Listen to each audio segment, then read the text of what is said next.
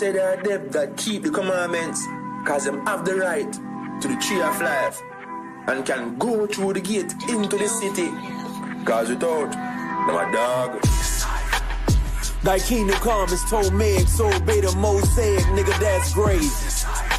Like the captivity when holy Moses stole the locust, scoliosis, get back crazy. Christ the living water, free the wave, would behave. I need a slave, Mr. Passways.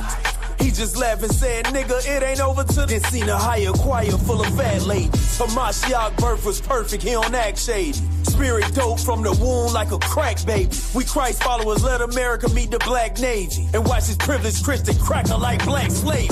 Israelites, bitch, we humongous. Wise Q and Q the cucumber. I prep twice, my mind 2 bunkers. Voice of choice to the newcomers. My Micah Myers, I need blue jumpers. 300 kosher soldiers, Leonidas. Awards ready, Gideon and Titus. No being nice, a knife to Dionysus. My law heathens, I quit being biased. The key to tree of life is being pious. You loudmouth bitches barking at the dog whisperer. You will catch these paws in the name of the living word. I don't pump fake, I'm a pivot around this perimeter. They bite the jab step, whole time I'm checking your temperature. I can minister this literature in a verse into integers. All the babes in the truth weaned off the milk, get a quench of thirst. We are holy people, that's set apart like a room full of introverts.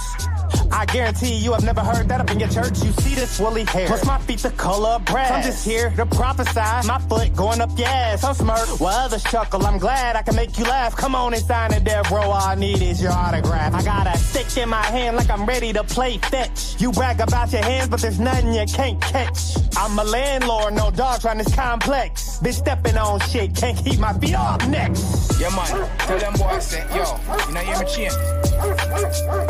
Yo, hold my glasses, let me talk to them boy, yo. You sitting at the kingdom, you know see my mansion right there, sir. You know see my car, yeah man, you know see it, you know? Yo, Christian Corey, now look on them now. Them outside of the gate and them can't come in. We eat everlasting fruit. No more pain, no more hunger. Just riches and wealth and good life and living. But because you don't keep the commandments of the Most High, you're outside of the gate now and you can't come in here.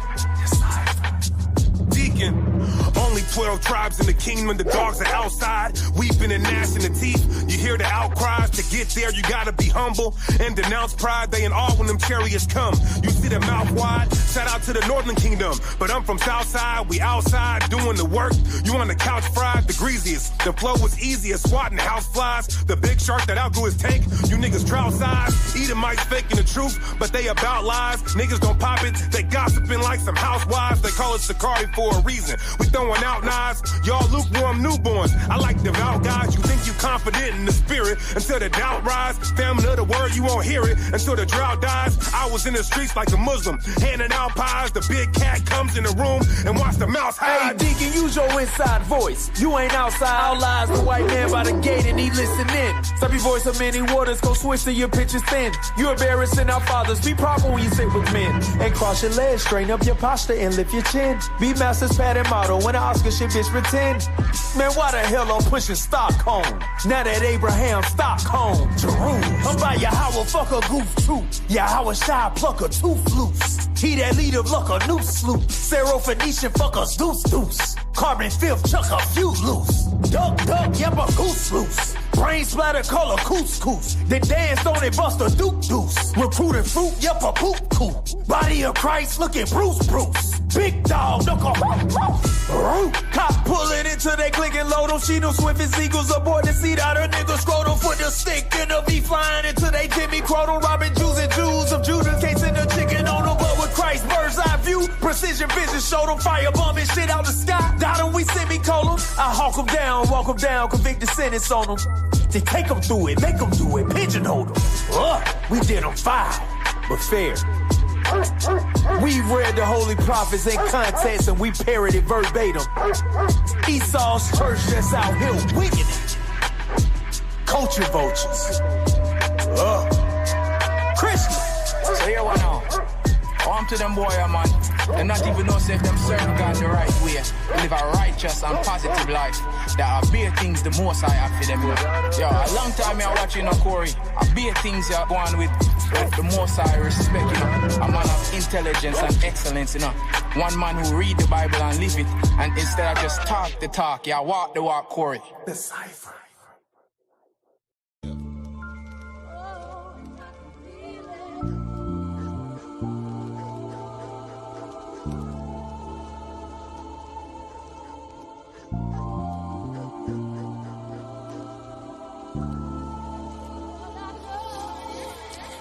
Jerusalem, you the one, say lie like Judah, son. Pray I bring the truth to some. Speed fast in a coupe to some. Bring the last to the pinnacle roof. Yeah, the letter I spits, the letter I write. Use the force like a Jedi Knight. Air Force like red eye white. Scatter force, I bet I might. Speed off, see swerve down the street lost. Heart beats off. Never know if this life could be lost. Might tee off. Make it run like Chuck Car Reed dog. Run, nigga, run. Young niggas at the bottom like we gain the ones. Young niggas at the bottom like we gain the ones. Like we gain the ones. Young niggas at the bottom like we gain the ones. Like we gain the ones.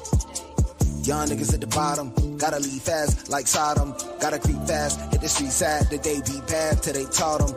Now we deep fast, so they keep fast. To pray we fast, for we call them. Yup, seats hang like fruit. My eye keys we gang like Bruce. My eye keys we hang like loose. From a city I claim rights to. From a city I claim rights to. Will I make it through the gate? Pray I do. Famous last words, forgive me too. All of my fam, I pray they do. Gotta repent or we can't get through. Gotta repent or we can't get through.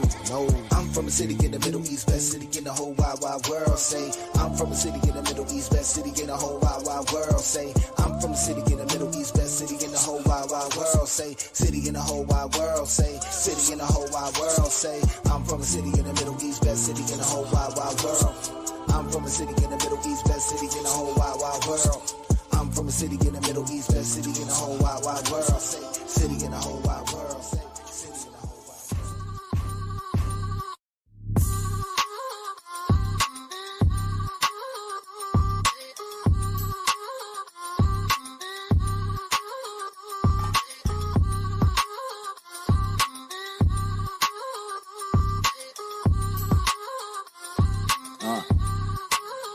Yeah, shofar blow, we so far gone. Babylon came to town and they stole our home. Put us up on the trees and they broke our homes. Gave lemons, made juice like Omar Bro. Bishops robbing cops and robbers. It's such a problem, who can solve it? We walk the block with Zeets and Bibles. Teach the streets to seek survival. Bring peace to junkies, creeps and shotters. Peace to riders. No right foot creep when the beef is ours. We don't have the same heat when police are violent. So we ain't real G's to the streets as ours. Beast devour, can't lock step with coward. Come and preach every week, but the hungry scholar. Bringing more than just words. We pour in suburbs. The score is never settled till you're in the furs. All my saints, they call you Howard. Stay on your team till it all is ours. See the fig tree, Esau devours. Take the kingdom forever and ever and ever and ever. All my saints, they call you Howard. Stay on your team till it all is ours. See the fig tree, Esau devours. Take the kingdom forever and ever and ever. Yeah, culture dealer, dope for real. A hope for the lowest hill, the broken spirit. I was told to open prison, store the sick and broken bones. Repair every broken home. Know your role, our house is a broken home. Fell away from our God, so we broke our bones. Do the rhyme 6-8 till I please my God. See, I bind them fast in between my eyes. In the spirit till we rise and the king preside. Man is flawed, lean on God. Damn, it's hard to see her side. Cameras off and damn, I off the need to cry. Deeds aside. We should be well known where your light show. And you know we used to be up in the night. Now we let the spirit in the light show. Tired of being dark, so we see you in the light. Let's go. All my saints, they call you Howard. Stay on your team till it all is ours. See the fig tree, Esau devours. Take the kingdom forever and ever and ever and ever. All my saints, they call you Howard. Stay on your team till it all is ours. See the fig tree, Esau devours. Take the kingdom forever and ever and ever. This here for Amya for show. Only see Abba and Zadok for show. Never keep pride or they eat your soul. All right, y'all. Shalom, shalom. I'm hop off the screen because it's tripping. But shalom, shalom. You're here for another Milk Monday class. I am your brother, Captain All Your All, the aristocrat. We don't have knock tonight, but we got a great lesson for you guys. It's going to be a history lesson based off of the Assyrian captivity. It's going to be pretty interesting, and it's not going to be a one-part lesson. This is obviously, as it says on the title, part 1. It may be a 2 or 3-part lesson. I'm trying to figure out how much information I could put in the second part. But this one basically, it's going to be about us, but it's not going to be about us, right? Like when you took history class and they taught you about, one side of the spectrum and the other side. So today we're going to learn about the Assyrian side. But along with this, right, because a lot of people don't know, being Israelites, a lot of us not being people that were interested in history and stuff like that back in the day, right? A lot of our people don't know that the Assyrians, they're very closely connected to the Chaldean people, which if you've read the book of Genesis, you should know that the Chaldeans are the group of people that Abraham comes from, right? So they would be our distant ancestors, technically. So we're going to get into a little bit of that. It'll explain the fringes, because there's a lot of people that have taught, the Facebookalites. There's a sect of them that teach a doctrine that we're not supposed to wear the bullion fringes, as they call them, right? Because Assyrians and Babylonians wore them. Well, we're going to get into that today and explain exactly why and why it is that we should wear them, right? And why you don't see them wearing them anymore today. So, yeah, we want to start by giving all honor and praise to the Most High Yahweh by Shema Mashiach Yahweh Shah, right? That is the Most High Yahweh, who y'all call Yahweh, in the name of his son, Yahweh Shah, who y'all ignorantly call the white boy Jesus Christ, right? So, yeah, just so y'all can see my face, I am Brother Eliel. All right, gonna hop back off the screen. Now, I will do a little bit of the shout outs, you know what I'm saying, just to keep it typical. So, of course, we want to start with the good sis, Joan Gilchrist. Shalom, big sis. Hope you're doing well. Ak Moshe, Shalom King. And everybody put a 7 in the chat to make sure y'all can hear me. I want to make sure I can be heard. Rose the Young Lion, Shalom. Jayla, Shalom, sis. Shalom. Salakia. My bad. Trying to mess with my dog. But Isaiah, Shalom, King. Kadar, Shalom. Who we got next? Soldier Yaquab in the building. Shalom, King. North Carolina out there. Got Dominic. Shalom. Shalom. Got the good Captain Boaz. Officer Boaz. All right. Shalom, Cap. I be playing with Boaz, y'all. But got good sis Gabby. Shalom, sis. Helper Chaziah. Shalom, sis. Good sis Anariah. Got brother Kowal in the building. Okay, what's good, King? Malka, Shalom, sis. Mrs. Yahawada. Same thing. And Word Without End. What's good, King? All right, so I got a PowerPoint for y'all. We also got a video, but we're gonna get into that in the end. So we're gonna really get into the history right now. All right.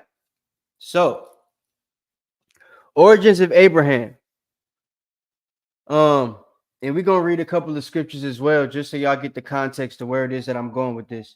But like I said, the Assyrian captivity is something that a lot of our people need to understand. It's a good thing for our people to understand. Main reason is because, one, like I said, this kingdom, knowing about this kingdom kind of gives you an idea of where our people come from and why we were the way we were coming up in the Bible, right? Also explains to you a little bit of how our God operates, right? Aside from that, right, knowing about these people gives you a great deal of knowledge about your forefather Abraham that they don't teach you in the Christian and Catholic churches. And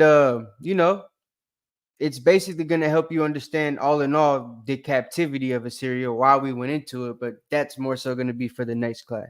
So without further ado, let's go ahead and get into it. Y'all hit the like button when y'all come in the building, Baba Kasha. And like I said, this is going to be a pretty good lesson for those of y'all that like history. We're going to go ahead and get into it. So it says, where was Abraham from? Abraham, obviously, if you read the Bible, he's from Ur the Chaldees, right? And we'll get into that in a little bit. So after the flood, because there's people that haven't been able to piece this story together, right? And it's a story that's not too difficult to piece together once you get the history straight. So after the flood, right, the Most High commanded Noah and his 3 sons, Japhet or Yaphat, Sham or Shem, and Haim or Ham, and their seed after them to repopulate the earth, right? This is in Genesis chapter 9, verse 1 to 13. So real quick, we'll go ahead and read that. And I'm by myself tonight, so y'all give me a little break, you know what I'm saying? But all right, Genesis chapter 9, verse 1 says, and God blessed Noah and his sons and said unto them, be fruitful and multiply and replenish the earth. And fear, and the fear of you and the dread of you shall be upon every beast of the earth and upon every fowl of the air, upon all that moveth upon the earth and upon all the fishes of the sea. Into your hand are they delivered. Every moving thing that liveth shall be meat for you. Even as the green herb have I given you all things. So at this point, this part of the covenant, as you notice, is not just being given to Noah. It's being given to Noah and his 3 sons. So this particular covenant, this is why all men are able to hunt. All men have dominion over the animals. It's because, you know, this was given to Noah and his sons, right? Ham, Shem, and Japhet, and the people that descended from them, right? Which would be everybody on the planet right now, as Ezra reiterated as well. Verse 3, Salakia. Verse 4, but flesh with the life thereof, which is the blood thereof, shall ye not eat. And surely your blood of your lives will I require. At the hand of every beast will I require it, and at the hand of man, at the hand of every man's brother will I require the life of man. So he's establishing the law right there, right? If you whoso killeth shall be killed, basically, right? So you kill it with the sword, must be killed with the sword. This starts in Genesis, right? So reading on, verse 7, and you be ye fruitful and multiply, bring forth abundantly in the earth and multiply therein. And God spake unto Noah and his sons with him, saying, and I, behold, I establish my covenant with you, and I with your seed after you, and with every living creature that is with you, of the fowl, of the cattle, of the beast of the earth with you, from all that go out of the ark to every beast of the earth. And I will establish my covenant with you. Neither shall flesh be cut off any more by the waters of a flood, neither shall there be any more of flood to destroy the earth. And God said, this is the token of the covenant which I make between me and you and every living creature that is with you for perpetual generations. I do set my bow in the cloud, which is the rainbow, and it shall be a token of a covenant between me and the earth. So that's that, right? Reading on the PowerPoint. So Japhet at this time, right? Because they were told to repopulate the earth, as we saw.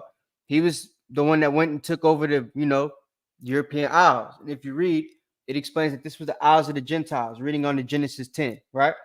That's what they called it. Because eventually the people that would mainly be considered the Gentiles, this would be the place that they would take over, right? The original Celts, the original Celts, all those people were people of color, but they were of the nation of Japhet, right? They weren't called Celts and Celts, but that's what they call them through history because they don't know their real name other than Japhet. But them scientific guys don't like to make the Bible a historical book sometimes, so they just call them ancient Celts, right? But those people were the children of Japhet. The new common Celts, majority of them were us. The Anglo-Saxons were us, right? And that's a history lesson that we'll get into another time, because I just bought some books that we'll be able to get into for that. But so that's the eyes of the Gentiles, right? Shem or Sham took Mesopotamia and the parts of Southwest Asia, which Mesopotamia is the main thing we're going to get into today. We're going to learn about that. And Ham or Haim took Africa and the Levant, right? Which later on, as we know, the Levant would eventually be given to Israel as Yasharallah, right? Israel. Salakia. So, however, the heathen decided to do the exact opposite of, populating the earth and taking the lands that the Most High had given to them. And instead of spreading and enjoying the different lands that the Most High designated for them, they all took camp under Nimrod of Cush, right? In the land of Shinar or Akkad, right? The Akkadian Empire, the lower Mesopotamia, right? Which we can read about that as well, just to give you guys context to that. This is Genesis chapter 10 and verse 7. And the sons of Cush, Seba, Havilah, and Sabta, and Ramah, and Sabtka, and the sons of Ramah, Sheba, and Dedan. And Cush begat Nimrod. He began to be a mighty one in the earth. So Nimrod was considered a giant, right? A man of renown. You know what I'm saying? Because we had them before the flood, and of course we had them afterwards. He was one of the first afterwards, if not the first afterwards, right? This is why when you do the history research on Nimrod, a lot of the people went and took camp under his nation because, a lot of them were afraid, due to certain things after the flood. A lot of the different nations had their own stories and stuff because of things that Japhet and Ham were telling their people, and Shem's folks too, right? They all made their own stories and stuff since the Most High hadn't made an exact covenant with the chosen people yet. So what goes on is, what's said is that the majority of the people that were in the Middle East, they took camp after, Cush took Ethiopia. A lot of his people from one of his sons took themselves and decided to take root, closer to the Levant, and they eventually made their way into what is now known as Mesopotamia. And Nimrod, on his way into that land, right, being a conqueror, he just started conquering places until his army got big enough to where he became the lord over everything over there, right? And eventually, the lands were named, and Shinar was where he basically made the capital. So that's why that's the main place spoken about. It was also the main capital of Mesopotamia in his particular empire, and the empire of Akkad, which is where Ashur comes from, which we're going to read about that in a second. So it says, he was a mighty hunter before the Lord.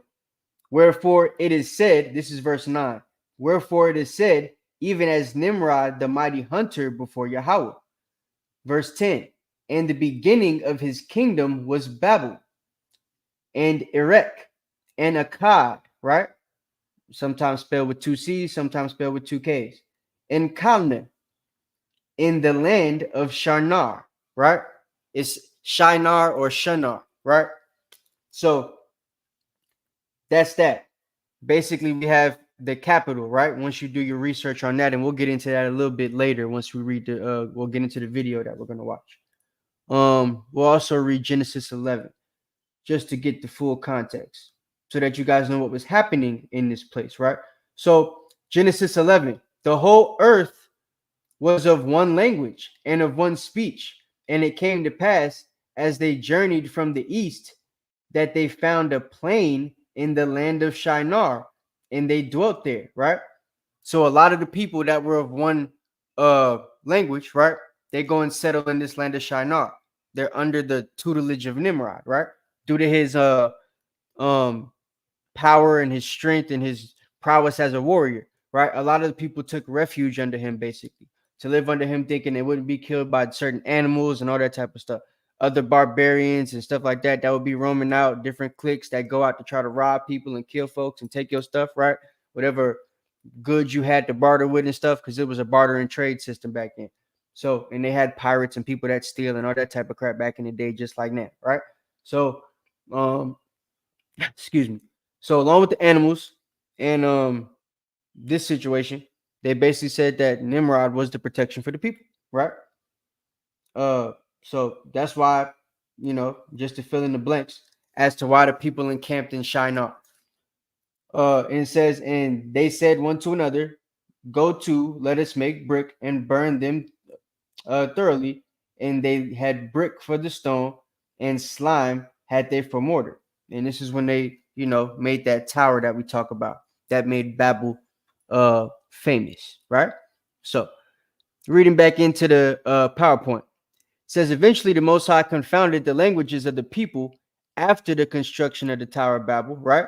Forcing the people to scatter across the land. This happened during the time of Peleg, right? Which happened, like you can read in the book of Genesis. It says ending the previous or previously shared unity under Nimrod, right? Which again, we could read this in Genesis 11, verses 8 and 9. It says, "So the Lord scattered them abroad from thence upon the face of the earth, and they dwelt off to build the city. Therefore is the name of it called Babel, because Yahweh did there confound the language of all the earth.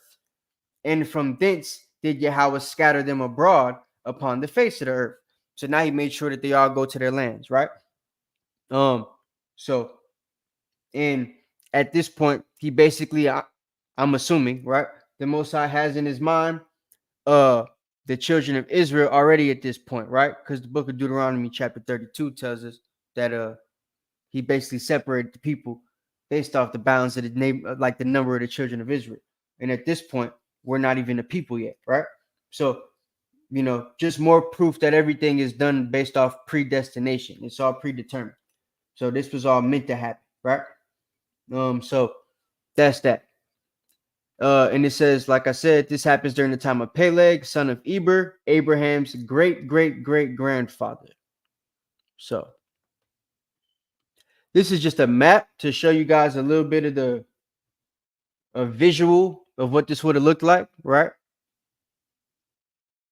Hold on just a second, because I don't even know. All right, bet. That looks a little bit better. All right. Yeah. All right. So, it's like, yeah, I can't see the chat right now. I'll check it in a second. Y'all need to get them lights up though.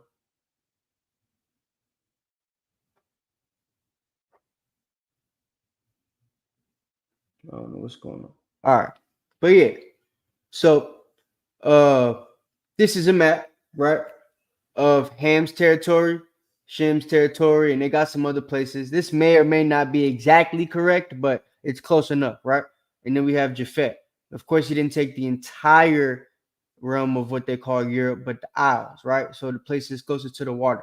And when you do your history research on his people and the early people of that land, they were a sea people, right? So, and eventually, right, them going into captivity and losing their land to Esau, a lot of them end up living in the same places as us. Some of them might be people today, right?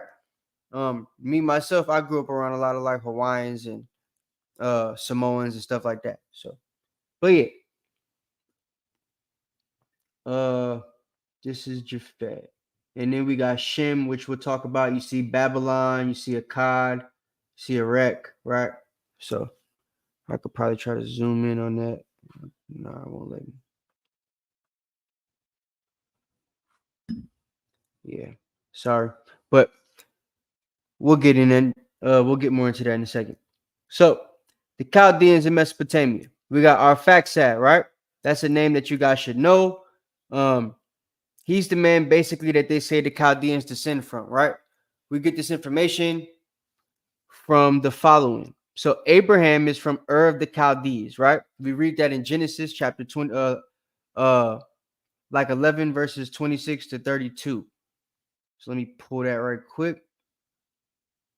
All right, 26. So it says, and Terah lived 70 years and begot Abram, Nahor, and Haran. Now these are the generations of Terah. Terah begat Abram, Nahor, and Haran begat Lot. And Haran died before his father Terah in the land of his nativity in Ur of the Chaldees, right? So if Haran is from Ur of the Chaldees, That means Terah is from Ur the Chaldees, which means Abram is from Ur the Chaldees, because Haran and Abram are brothers, right? So that's how that works. That's how we know that Abram is from Ur of the Chaldees. His brother passes in his land of nativity, right? And we'll get into exactly where that is and how that's important in a little bit.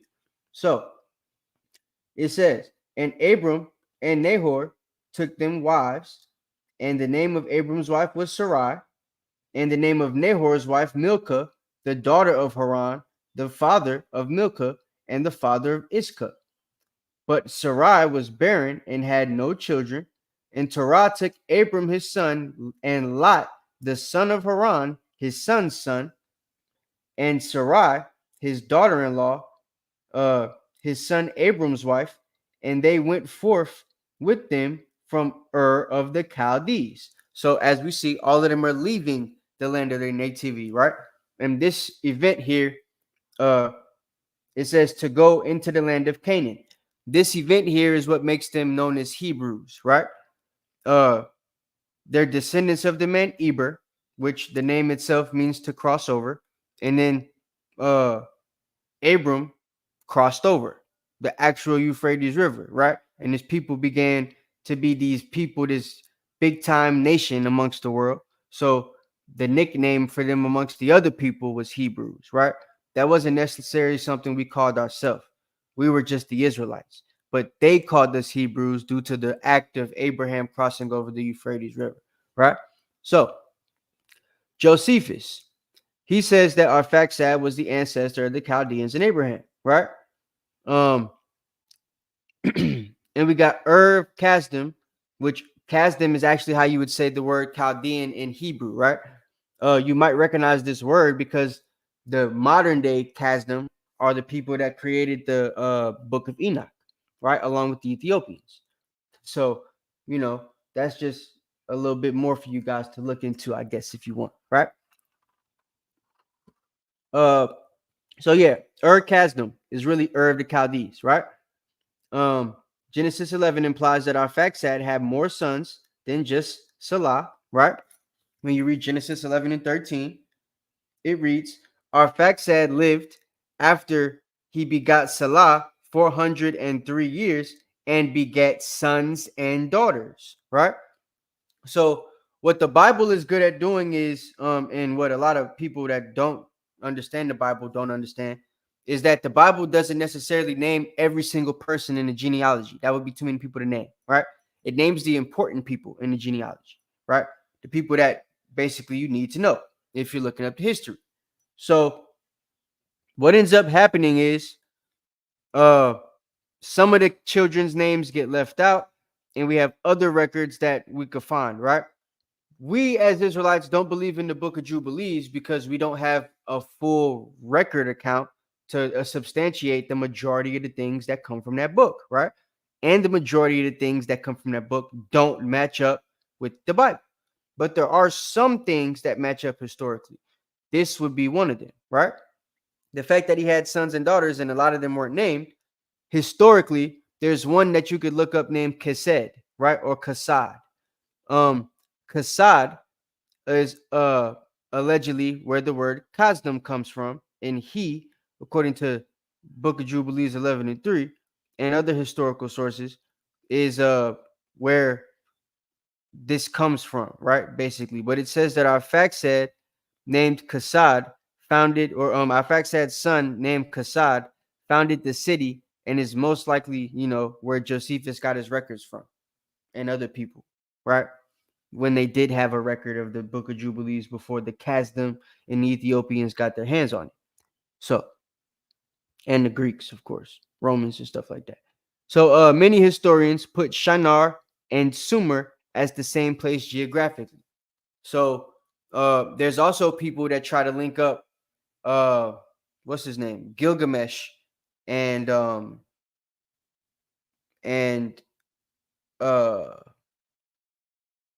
what's his name? They try to link up Gilgamesh and Nimrod together, right? And they try to say that they're the same person. There's also a guy that we're going to talk about named Sargon. If anybody's heard of the Scorpion King, put a 7 in the chat if you watched the Scorpion King with The Rock. or if you at least heard of it, or if you watched the Mummy or the Mummy Returns, right? Put a 7 in the chat if you've seen any of those, or like them, or heard of them at least, right? Because that movie is about a brother who actually would be a ancestor to Abraham, according to my research and other people's research, right? The people of Abraham, that is. He was stationed in Akkad, but comes from the Chaldean dynasty and the Chaldean people, which means he would have been a brother, right? And he became the first person to basically unify Mesopotamia and was nicknamed and coined the Scorpion King, right? So we'll talk about him in a little bit too. But yeah, many historians put Shinar and Sumer as the same place geographically. Mesopotamia was the world's first civilization. It wasn't Egypt. And its name means land between two rivers. So between the Tigris and the Euphrates River, the crossing of the Euphrates is what made Abraham's people known as Hebrews, right? So let me pull up a map real quick for y'all, just to show y'all what this looks like. Hold on just a second.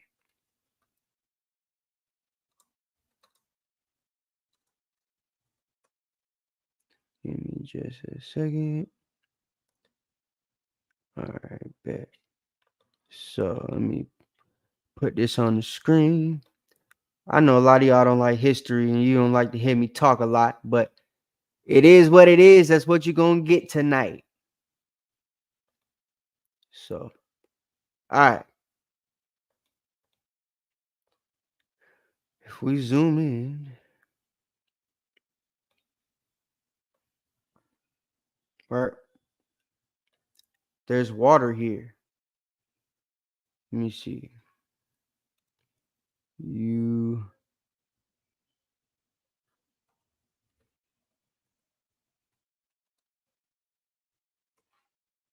Wow, that did not.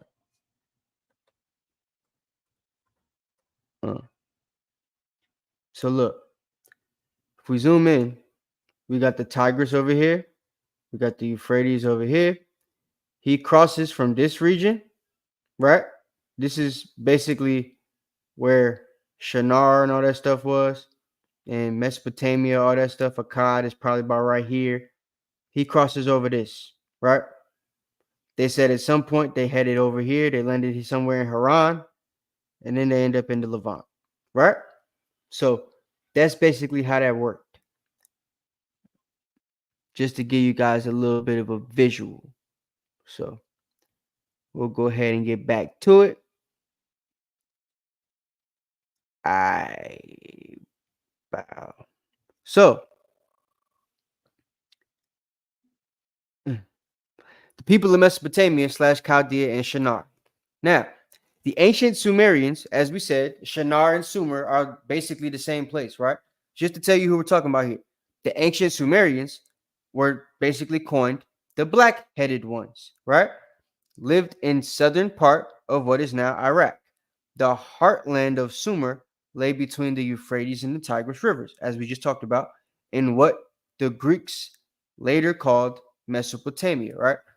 The people that lived there, Chaldeans and the Sumerians and the Akkadians and all them people, they called it like, well, hell, let me not butcher the word. It starts with a B, and it means land of the Russian River, like Bernan or Berkania. I'm gonna be tripping if I don't get that. What was Mesopotamia called?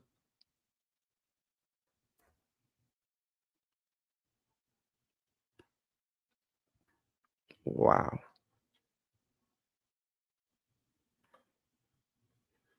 There we go. It was called Baritium Narim, or Narim, which means land between, or land of the rushing water, or Russian river, right? So that's basically what they used to call it. The Greeks call it Mesopotamia, and of course, since everybody was conquered by the Edomites and everything, we call it by the Edomite name. So now it's Mesopotamia. But Let me see. All right. But that's that, right? Just to show you guys, they were black people. They weren't people that look like your modern day Iraqis or Arabs or whatever now. Because sometimes you do a Google search, look up what the Mesopotamians look like. They'll tell you they look like modern day Iraqis or something like that. Just like they try to tell you the ancient Jews look like modern day Middle Eastern people, right? That's not true. This is an AI overview. You know what I'm saying? It wasn't even available here. But there's other things I have that basically the AI overview was available and it gave you the same thing. What they do, what I've noticed with the AI overviews is once you leave a search in the engine for too long that they don't want other people to find, they remove the AI overview so that you can't use it anymore. And then you have to type in something specific. I took screenshots so I can show you, but I'll show y'all later. I caught day behind. So the Chaldean rulers of Mesopotamia and the way they dressed, right? This is an important part because, like I said, a lot of people in our community have now created doctrines saying that we're not supposed to wear the fringes that many of us wear due to them saying that Chaldean rulers wore those fringes, right? So, and I see a lot of y'all have heard of the Scorpion King or seen it or something like that, or the mummy or something, right? So y'all will probably be a little bit interested when we get to talking about Sargon and stuff. But this should be interesting too for those of y'all that got to see those movies. Because that movie was about Sargon, and Sargon was a ruler who would have worn the type of garment that we're talking about now. In fact, he was probably the one that instituted the garment. And Abraham, being a Chaldean and a basically, cousin, descendant, whatever you want to call of this man, they come from the same people, right?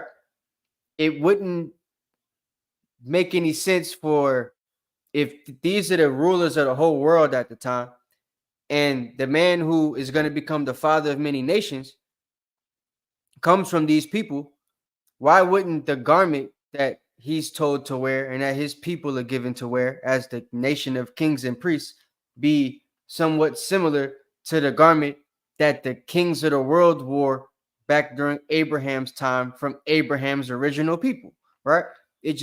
But we'll get into it and make it make more sense in a little bit. So many Israelites question the fringes we wear due to seeing the art of Assyrian kings wearing very similar fringes. Unfortunately, they fail to realize the historical comparisons between us and our forefather Abraham's early ancestors, the Chaldeans, right? Or the Chaldean. They were the wisest people in the land before the time of the Israelites. Even in the time of Daniel, they were still considered up there with us on an intellectual level. This is proven in the book of Daniel, chapter 1, verse 3 to 4, which we will read. This is Daniel, chapter 1, verse 3. The king spake unto Aspenaz, the master of eunuchs, that he should bring certain of the children of Israel and of the king's seed and the princes, right? So now we got children of Israel, people of the king's, tribe, and princes, obviously also of the king's tribe, right? But also other people in the land. Children in whom was no blemish, but well favored and skillful in all wisdom. We'll find out who those princes basically made up of in a minute, right? There's one nation so far that they mentioned, which was Israel, right? Listen carefully. So, well favored and skillful in all wisdom and cunning in knowledge and understanding science. And such had ability in them to stand in the king's palace, and whom they might teach the learning and the tongue of the Chaldeans, right? Because this is a Chaldean king. If we go over to 2 and 2, right?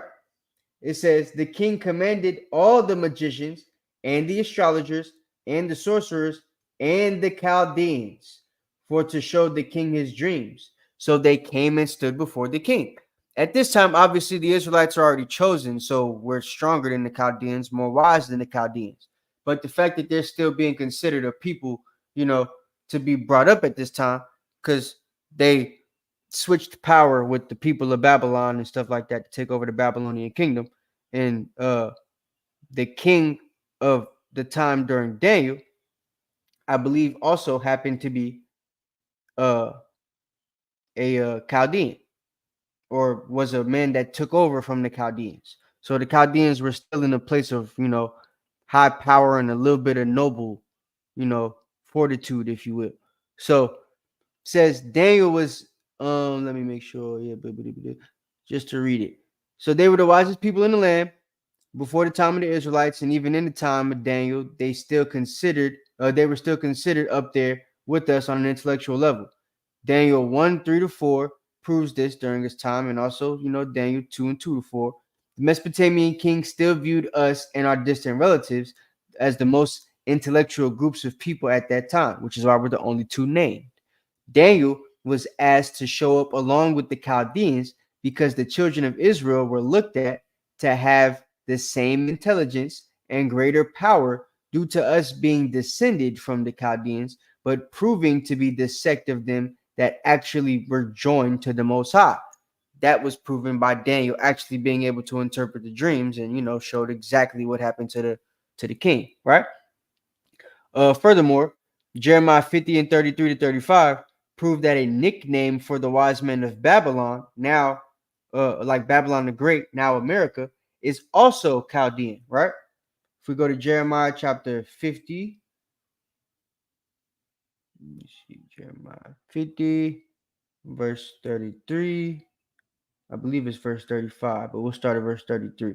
So it says, "Thus said Yahweh of hosts," or the Lord of hosts, "the children of Israel and the children of Judah were oppressed together, and all that took them captives held them fast. They refused to let them go." To give context, right? We know that this isn't Babylon the original, because Babylon the original didn't have both tribes primarily, right? It was mainly the southern kingdom, because the northern kingdom had been taken to this place that we're talking about today, Assyria, right? So 34, it says, "Their Redeemer is strong. The Lord of hosts is his name." We also know that Hamashiach Yahushua didn't redeem the children from Babylon, right? They had a different sort of Messiah who wasn't even an Israelite, right? It was Cyrus. So it's not talking about that here in Jeremiah 50. It says, "Their Redeemer is strong. The Lord of hosts is his name. He shall thoroughly plead their cause, that he may give rest to the land and disquiet the inhabitants of Babylon. A sword is upon the Chaldeans, saith the Lord, and upon the inhabitants of Babylon, and upon her princes, and upon her wise men." So you see, the princes and wise men of Babylon were considered Chaldeans, as we see also in Daniel during that time, right? So it's a nickname for the princes and the wise men of Babylon, because that's basically who they were back in the time of Abraham. They were the princes and the wise men of, Mesopotamia, right? Assyria and Babylon at that time. And these are the people that the Most High chose a man to come from, the people that were already ruling the earth, right? So that's that. The king's fringes. So now we're gonna get into the garments a little bit, right? We know that Greece, the Edomites and stuff like that, they stole a lot of things from other people, right? And Japhet had a way of dress that was very similar as far as their common dress to the common people of Shem. And the common people in Assyria, in Akkad, in Erech, and Shinar, they wore long garments to the foot, right? Many of which that they wrapped around their body like a toga. Okay? So that was the historical custom of the people. It says the custom history plates of Assyria show how Assyrian clothing consisted of two simple styles, the shawl and the tunic, right? Two things that Israelites wore up until the time that we were taken into captivity and given heathen clothing to wear, right? These two styles were worn alone or in combination. Combination would be like us putting our garment together, right? You put that shawl on, or a special type of shawl, maybe an armored shawl with your tunic, right? The tunic is what you'd have the fringes on. sometimes you put the fringes on the shawl and the tunic, especially if you were a Levite priest, right? So the beginning of our garments were, basically come from the people that we come from, right? And but you'll see, as far as the fringes, once we started wearing them as a people in the custom, they stopped, right? They were able to do it while they were over us, but once we were, once their empire fell, nobody ever rose back up to wear the fringes again, and it's something that we're supposed to wear throughout our generations.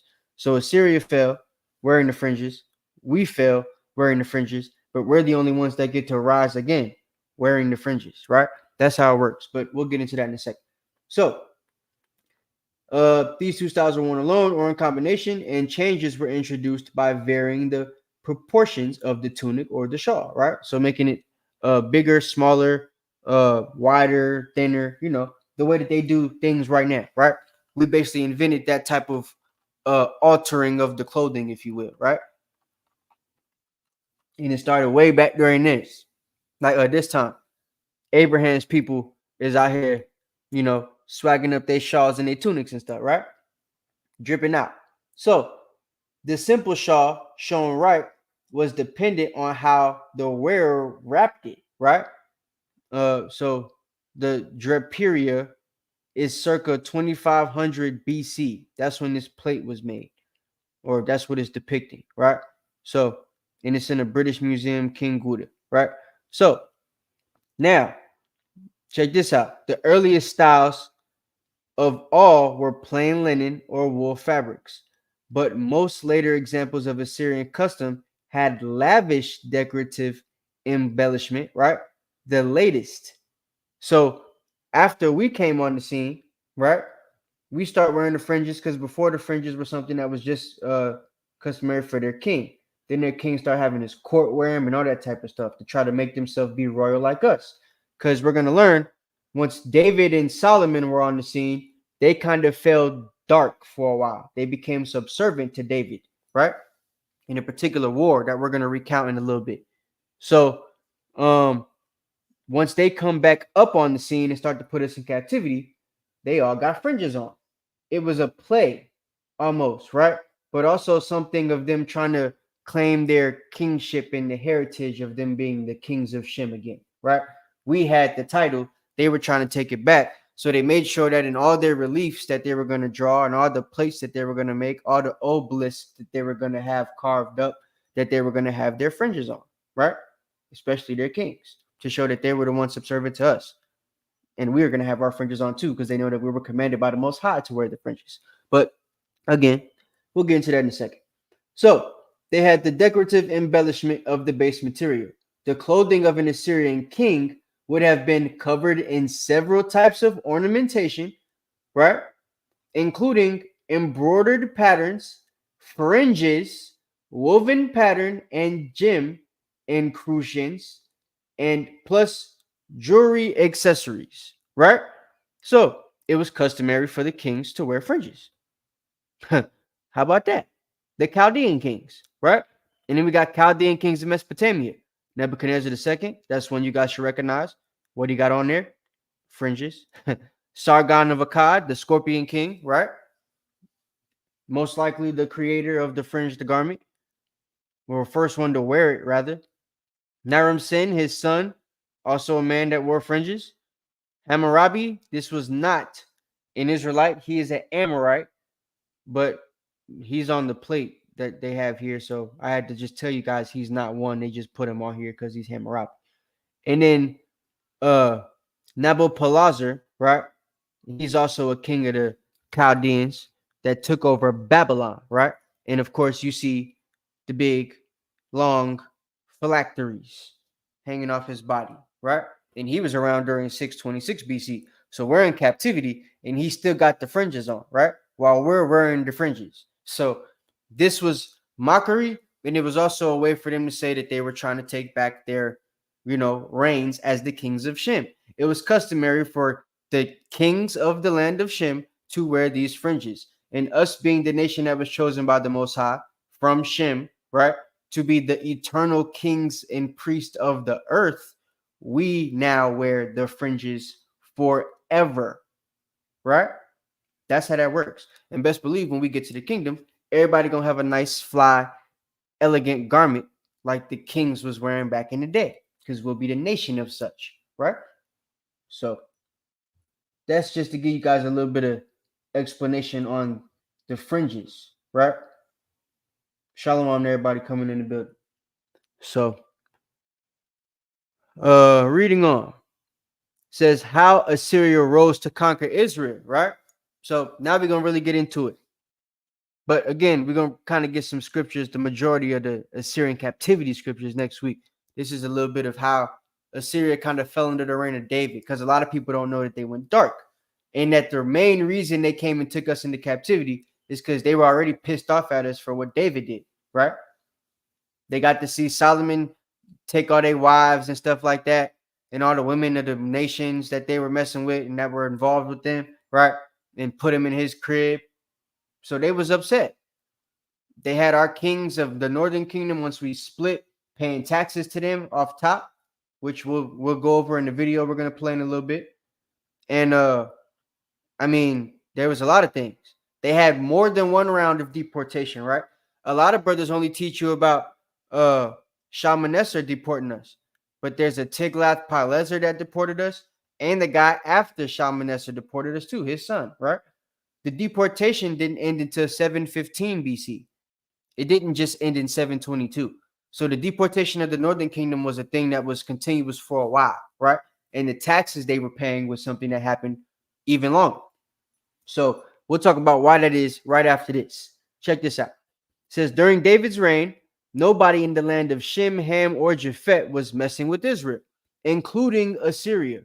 And this lasted until the split of our kingdom, right? Which is explained in First Chronicles chapter 9 and verse 16. When David, this basically explains David's war with Ammon, which includes Mesopotamia, which at the time would have been Assyria.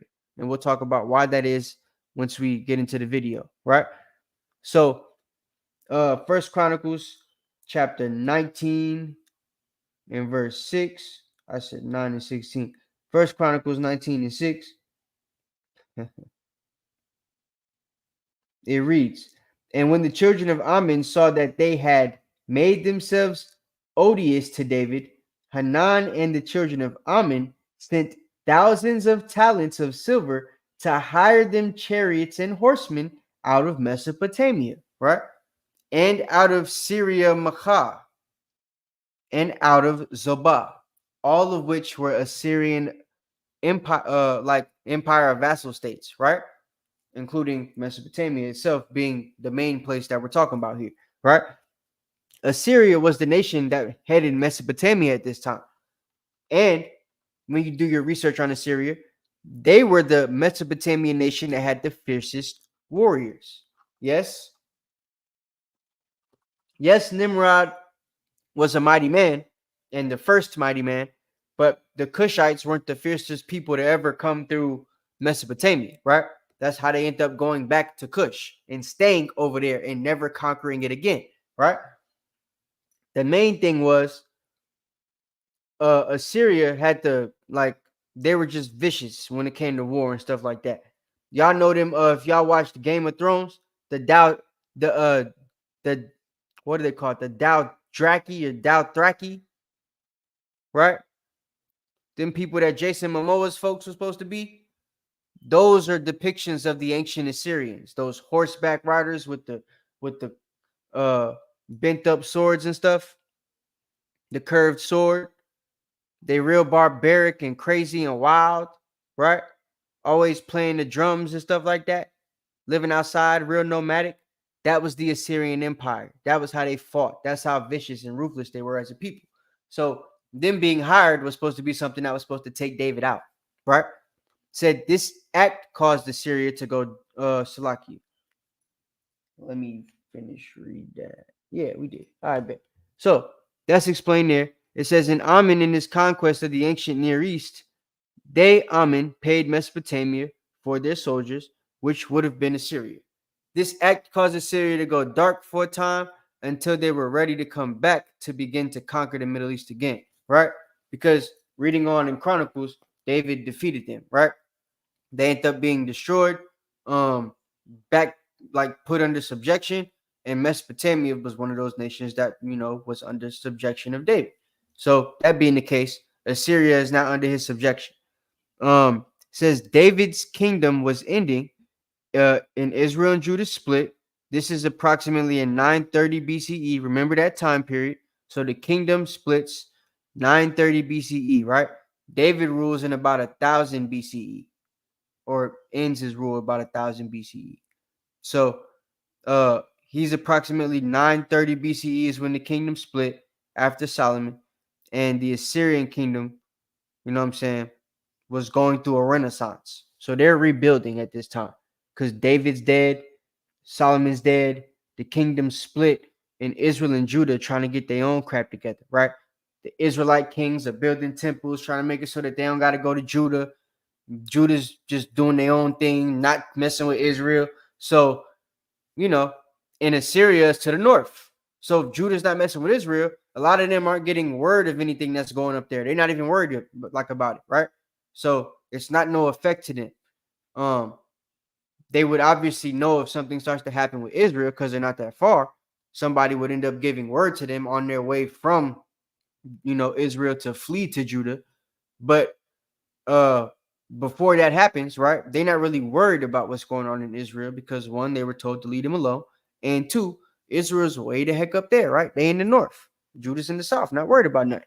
So the Assyrian kingdom is going through a renaissance, and that's the main reason why in their renaissance, when they decided to take over Israel, it was just Israel that they took. They didn't worry about Judah because they didn't need to go that far south. But says how Assyria rose to conquer Israel continued. David ruled from approximately 1000 BC to 962 BCE. During his reign and much of Solomon's reign, the Assyrians are silent in history, right? And then some things happen. So let me see. Is it going to let me click on this? Of course not. I got to copy. Can I copy it? Here we go. All right, hold on a second. Let me pull this up for y'all. Oh, we still got a little bit of people in here. I thought it was going to be like 5 of y'all still in here, man. You know what I'm saying? I know Israel don't like to learn about nothing like this. All right, so I'm going to bring out an article. It's called The History of King David. It's only talking about the Armenes, right? How much time do we got? Oh, okay, we're not doing too bad. Yes, let me pull this up right quick. Just to give a little bit more context. So what's going on with this army in this war with King David? So, damn. All right. Y'all can see that? Hopefully you can.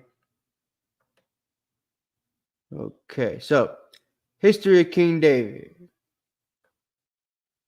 This is a scholarly article, so I'm not going to read that.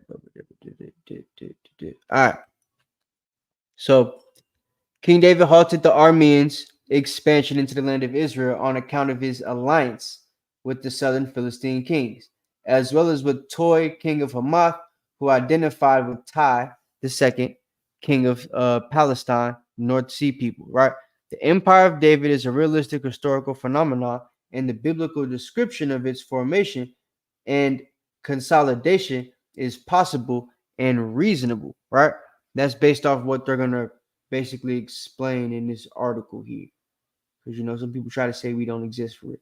So, it says, 8 inscriptions recently discovered in the different sites clearly indicate that a large kingdom named Palestine or ex-Palestine in northwestern Syria and southern Turkey. It encompassed the cities of Hamath, Aleppo, however you say that.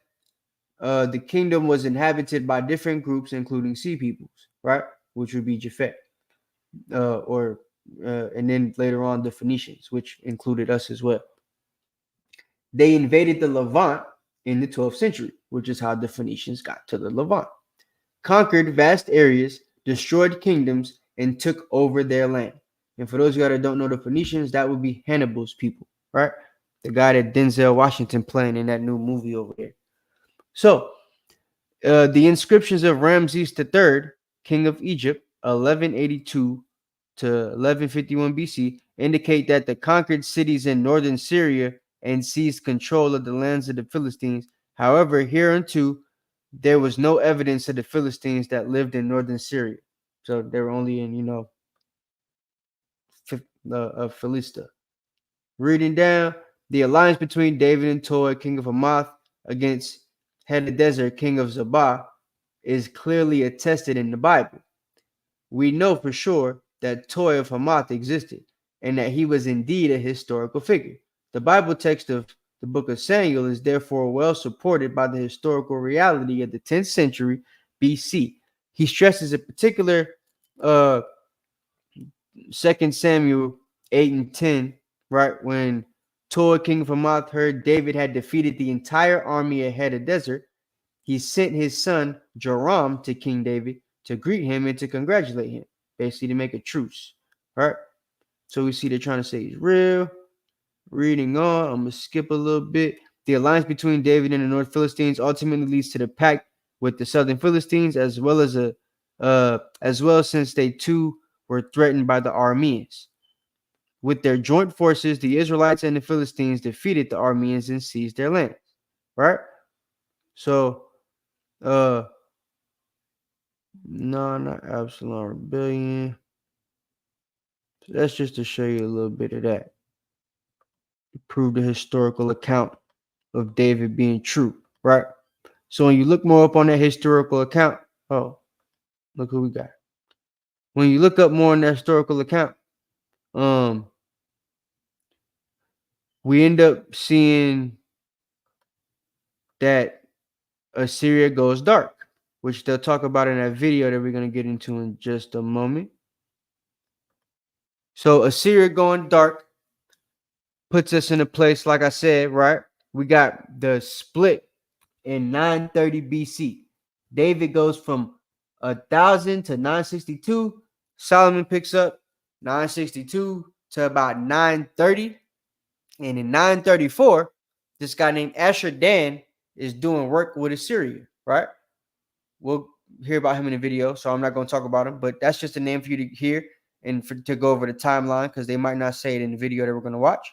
So we got 930 BC. 4 years before the kingdom split, he puts Assyria back on the map. We got Ashurnazirpal the second. He's from 883 to 859 BC, right? Expanded the Assyrian arms further than ever before and had the Israelites paying taxes to him. Shalmaneser III, which you should know if you've read the book of 2nd Ezra, right? He had the Israelites paying taxes to him. And then we have Salakia. Shalmaneser the third isn't the one from 2nd Ezra. He's the one, I forget what book he's in, but he's the first one that had us paying taxes, right? Then we got Tiglath-Pileser, or Pul. We know about him from the Bible. We call him Pul. We gave him a nickname, right? His real name was Pulu. We called him Pul. The name he took on the throne was Tiglath-Pileser III. He goes from 744 to 726 BCE, and he is the man that starts the deportation of the Israelites, right? So Shalmaneser III and Ashurnazirpal have us paying taxes. They have us in subjection, but they haven't deported us yet. Well, Shalmaneser starts kind of moving Israelites around, but it wasn't a full deportation until Tiglath-Pileser came on the scene. And then Shalmaneser V, he's the one that we read actually took us on a boat. Had his people take us on a boat to a land where never mankind dwelt. And the historical account, the biblical account doesn't explain this part because we ain't worried about them. But the historical account explains that a lot of those people got off the boats with us because Shalmaneser was killed in a war. as well during this time. And they didn't want to be under the subjection of his brother. So they or his son, whichever one took after him, and they ended up hopping on the boat with us and coming to wherever we fell, which would be Arzareth, right? Which we now know as America or the Americas in the Caribbean. So that also would lead for you guys to understand why the Israelites that look the way they look of the Northern Kingdom here in America, that got that Assyrian type hair and a little bit of a skin texture, it's because those might have been the ones that were mixing with them that got off on the ships with us, right? So that's just a little bit of history for you there. This is something called the Black Obelisk, right? This is proof of the tribute that we were paying. So it says the Assyrian record. In the Assyrian record, early kings of the of Israel are mentioned paying tribute to the kings Ashurnezipal II and Shalmaneser III, right? So we see this is in Shalmaneser III here. This is actually Shalmaneser. Well, actually, this is Shalmaneser III with Jehu, right? So we got them giving tribute here, right?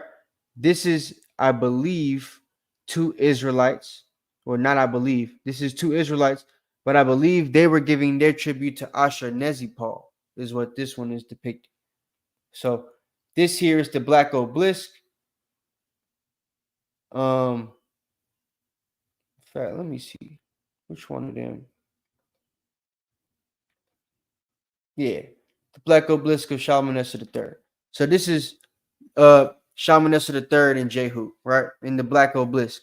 It's called the Black Obelisk because the people that are inscripted and, inscribed on this carving were black. The people that made the carving were black, right? That's why there isn't too big of a difference between us and the people that you see there, right? Because there was still a large percentage of them that resembled the people that Abraham comes from at this time. They weren't all the way mixed in with Elam and all the way mixed in with, all these other people that were in the land. It was still kind of a separation because the Assyrians and the Chaldeans were the hierarchy in the land at this time, right? So, wow, okay. Now, the fun part. Let me see.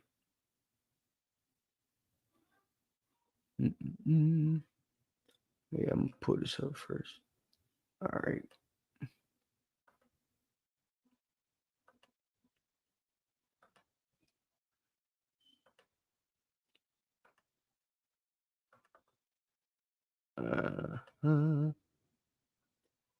Y'all hit the like button if y'all haven't already, Baba Kasha.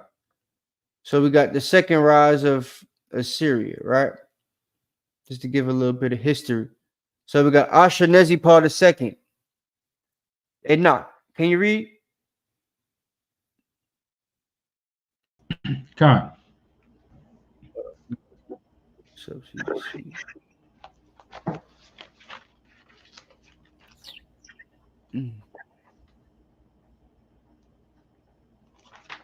All right.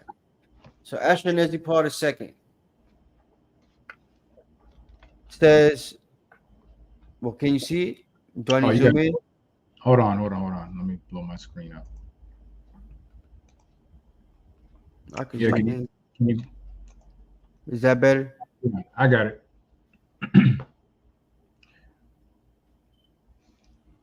All right. It says Ashurnezipal II, 884 to 859 BC, made the foundations of military power in Assyria. Historians so far know 14 major campaigns in 24 years of his rule. He led 3 campaigns to the east, where he brought the population as slaves in Siti Kauhu, today Nimru. He led also more campaigns to the north and northeast, where he conquered the country Urartu and Nairi. In those places, he made extensive administrative measures, which ensured him steady income throughout the reign. Throughout the entire period of his government, he was waging the war in the west, where the Assyrians came all the way to the Mediterranean Sea. See that? And who's by the Mediterranean Sea? We. So he did that, right? And what it say? He made extensive administrative measures which ensured him steady income throughout the reign. What was that? Well, them Israelites, they got all that money from David and them taking all the crap from people. Let's make them pay taxes. Yep. Ding, ding, ding, ding. Oh, let's make the rest of y'all pay taxes too. Yeah. Mm-hmm. But y'all Israelites, y'all gonna pay taxes and give tribute. And that's why we're on the carvings, right? So that's all you got to read on him, because we're going to hear about him in the video. All right. So Shalmaneser III. Go ahead.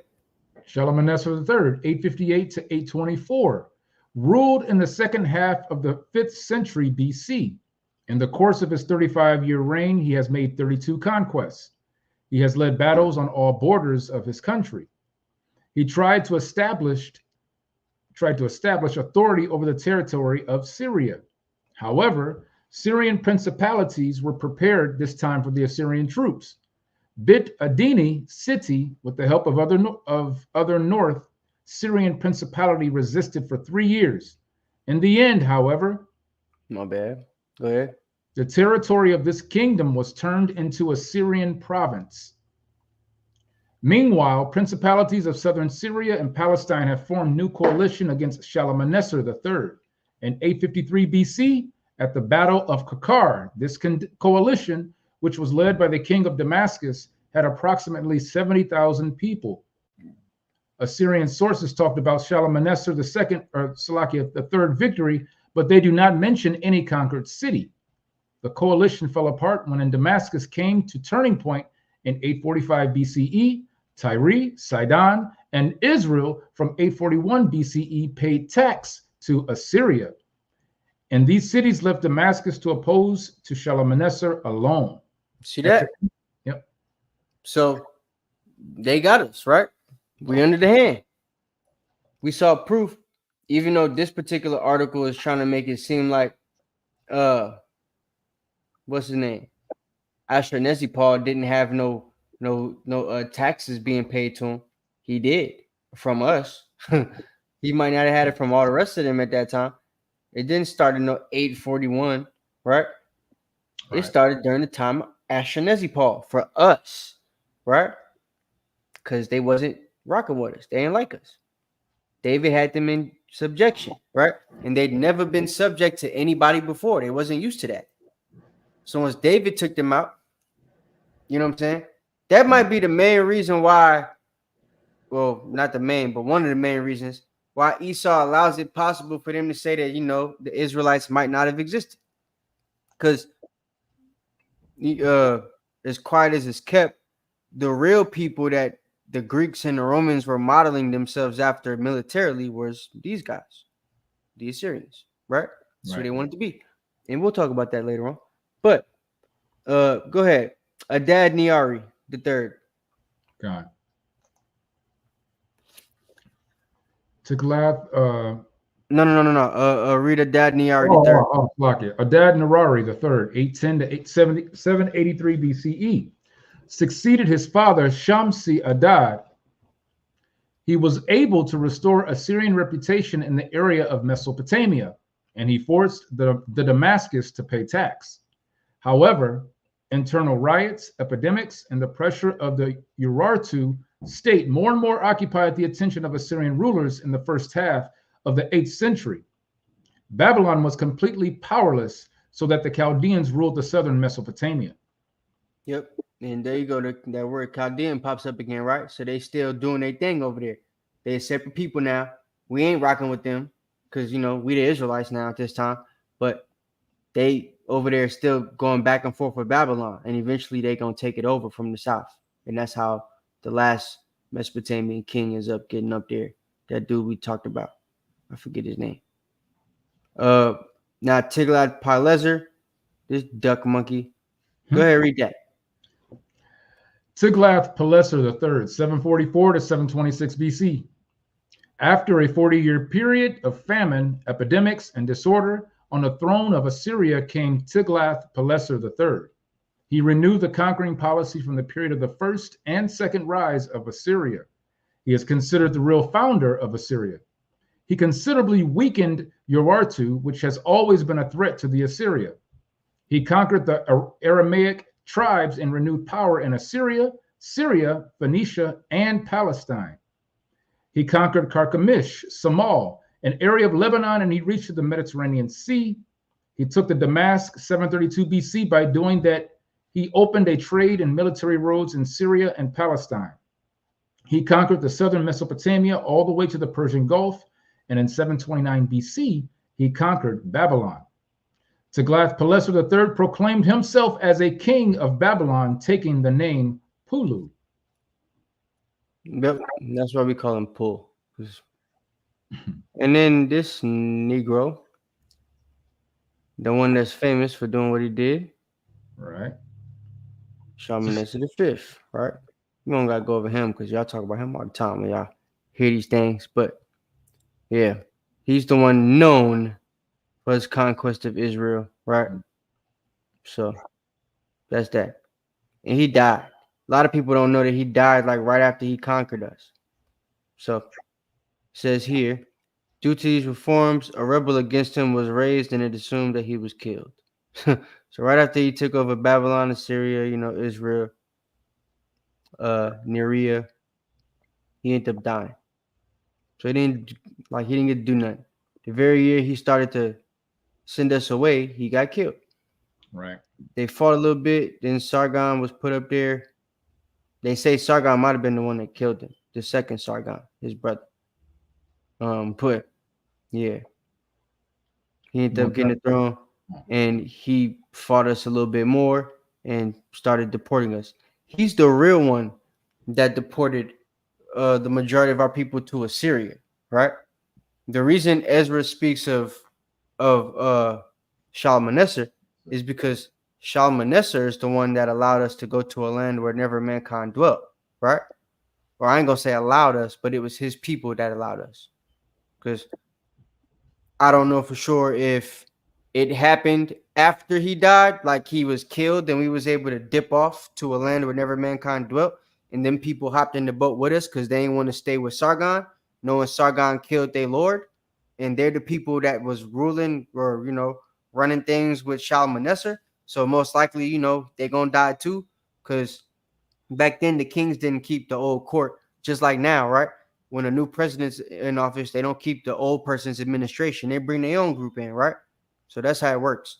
The old administration was going to be killed most likely. So instead of staying, they hopped on the boat with us and went to the Americas, is what the history says, right? Even though the Bible doesn't tell the entire account, it kind of makes sense. So yeah, that's that on that. But let's see if I get this dang video to pop up right quick.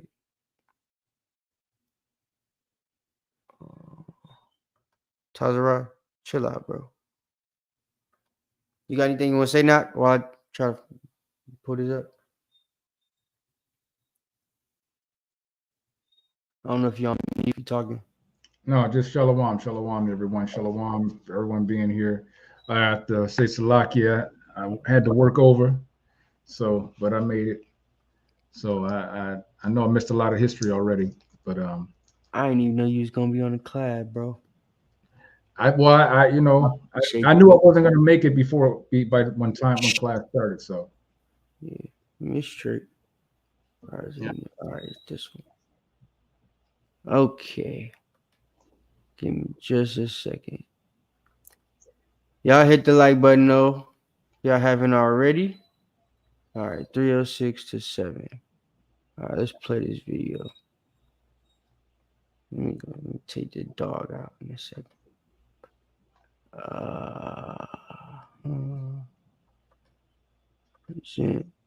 Can you see it? Nope. Oh, well, you now? Yeah, there we go. I bet. Oh yeah, the Kings and Generals. Yeah, I know these guys. I was here. I played them the last time, so we gonna just let them play for a minute. They gonna give y'all you know, I guess the white man's version of what I just said, but less of the Israelite history to tell you guys more of the guys that conquered us and how they was able to do it, right? Where he's starting from is literally during the period of David. These are people that they spoke about the Israelites in that thing that we spoke about. But as far as like kings like David and stuff, they don't really believe in him too much. So they're not going to mention him in the fight that we just had that made the Assyrians, you know, subject. Hold on just a second, y'all.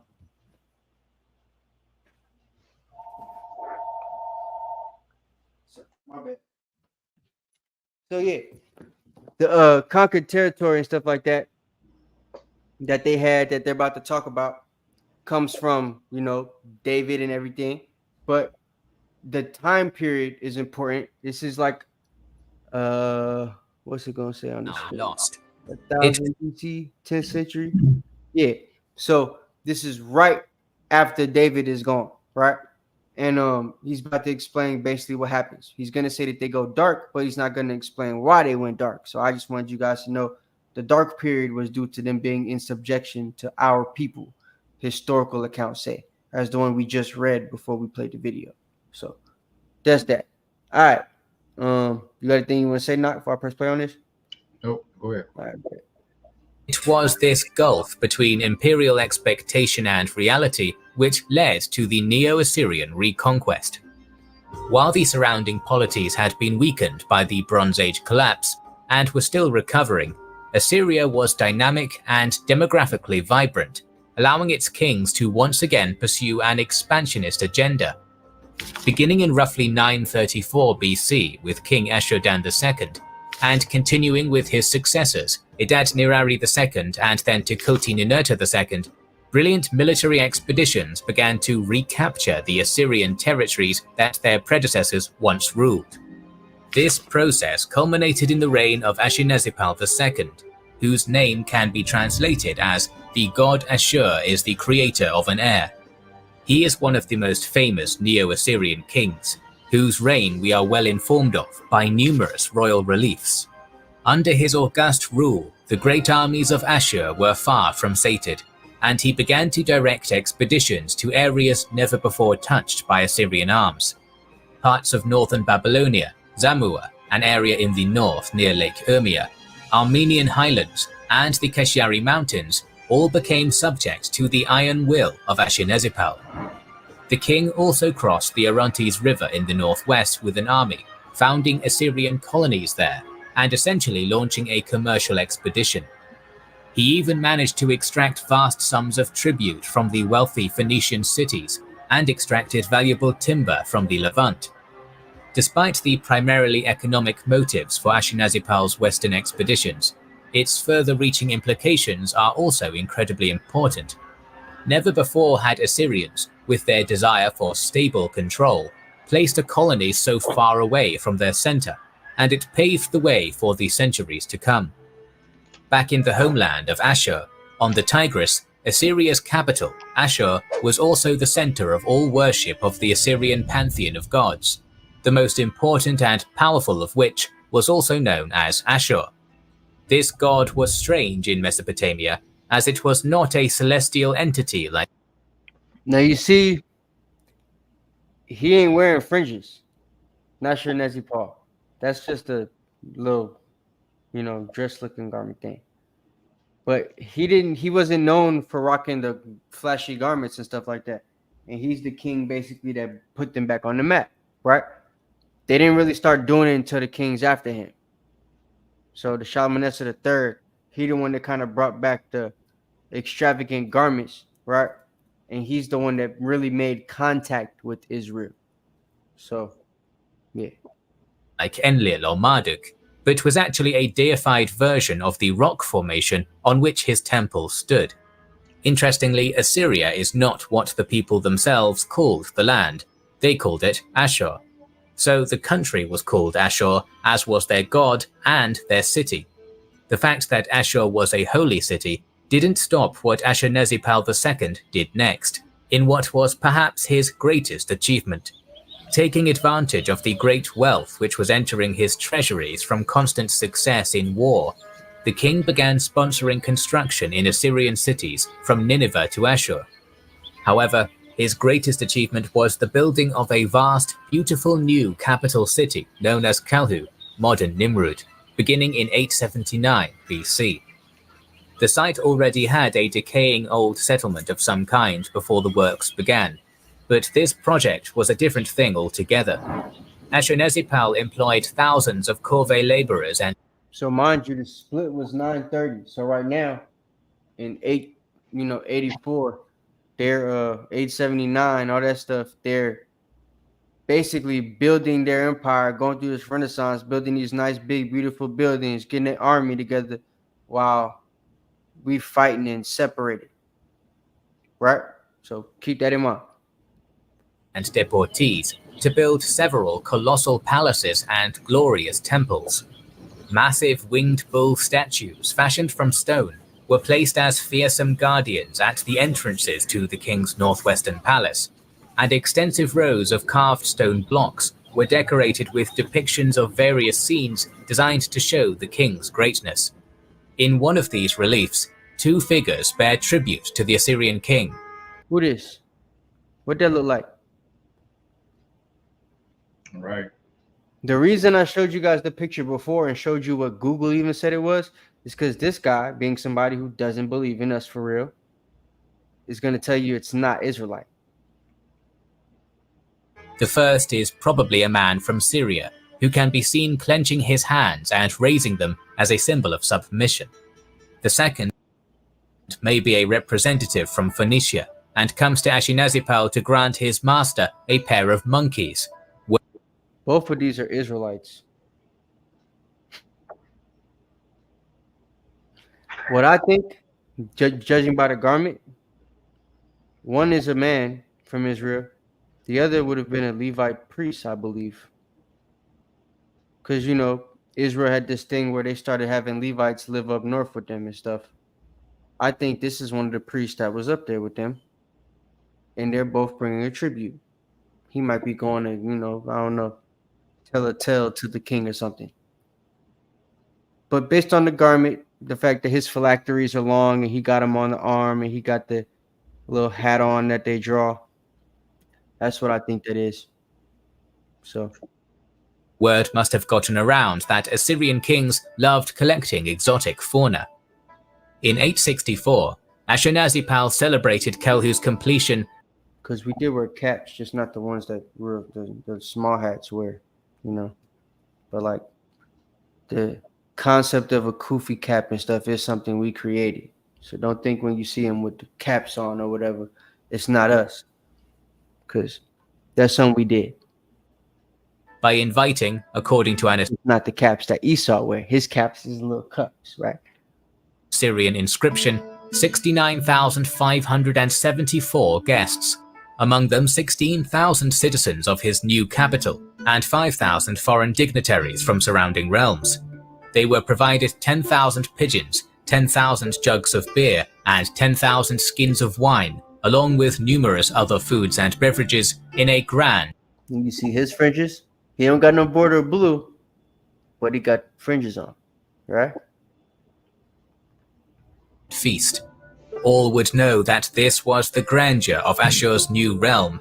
Go home, Ashurnasirpal must have thought upon the party's conclusion, and tell your petty kings of. But like I said, he wasn't the one known for wearing it. I don't even know. Yeah, he wasn't known. He wasn't the one known for wearing it. Of my glory. The prestige of creating such a glittering new capital would no doubt have been good enough, but there were probably other practical reasons for its construction beyond just aesthetics. Kalhu was located dead center in the Assyrian Triangle, its points made up of Ashur, Nineveh, and Arbela. His new city was therefore right in the middle of the Assyrian world, more adequate for governing a rapidly expanding empire in a more convenient fashion. Ashurnasirpal might have wished to assert his independence from the great noble families of Old Ashur by just relocating central power away from them. They had been incredibly influential up until this point, and probably served as an obstacle to an increase in central power. Somewhat revealingly, Kalhu's direct governance was granted to a eunuch upon the city's completion, rather than one of the powerful aristocrats of Assyria. Eunuchs were generally seen to be subservient and devoted to the king alone. So that's why you see during the book of Daniel, you see the exploitation and the big emphasis on eunuchs and the use of eunuchs in that time period in that book, right? Three holy children, all that stuff. Because, like it says, historically, the eunuchs were a very important people to the king at this time. Them being men without their manhood, right? They were very subservient, but also cunning like a man, smart like a man, right? So, and logical like a man. So they didn't go off of emotion, but they were completely subservient to the king due to their physical condition. So some of them got to be kings and vassals and all that type of stuff, rulers, everything like that, cupbearers, whatever. So that's what it's talking about. And that's why Daniel, the book of Daniel in that time period, explains that, proving more of the historical context of the Bible and the facts behind it, right? And for this reason were to become massively powerful over the next 2.5 centuries. The most powerful of their number would serve as everything from royal chariot drivers and cupbearers to provincial governors and generals. Ashurnasirpal ruled from his new fortified citadel until 859 BC, when his son and successor Shalmaneser III took the throne. Continuing in his illustrious father's footsteps, his reign was yet another series of stunning campaigns directed against Assyria's traditional enemies, as well as the Neo-Hittite states around and beyond the traditional enemies now include us because of what David did. Taurus Mountains, which were bent to their knees and forced to pay tribute. However, as is why we were forced to pay tribute, right? As we all know, expansion on such a scale has a price, and for the Assyrians, that price now had to be paid.